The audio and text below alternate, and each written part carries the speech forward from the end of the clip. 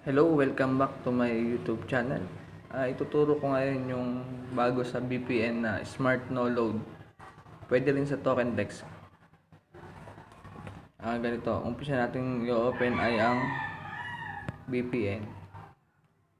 Then, pipiliin natin dyan ay Smart No Load.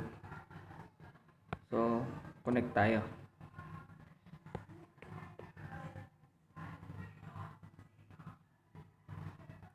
Wait lang natin mag-success. Ngayon, subukan natin sa YouTube.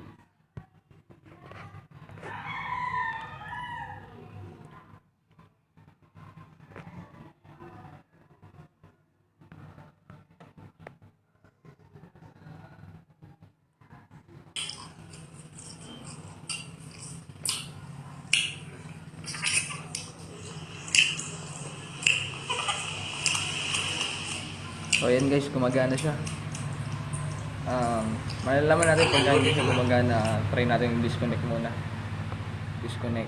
Okay, simulan natin. Tapos try natin ulit mag YouTube kung mag-play pa.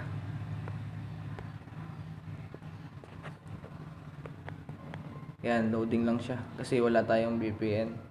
Kailangan natin ng VPN kung gagamit tayo ng smart na walang load, token text na walang load. Kailangan natin ng VPN account. So ituturo ko pa paano nga ba siya.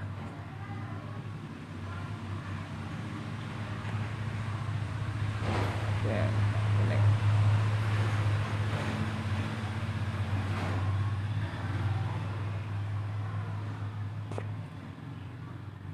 Ang VPN na to ay makikita nga pala sa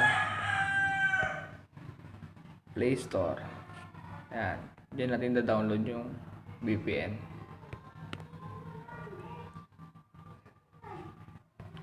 Type natin ay ang artificial VPN Lite. Yan. Yan.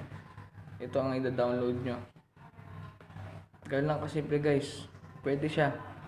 Smart no load, token text no load. Basta meron kang VPN account, go tayo dyan. Thank you.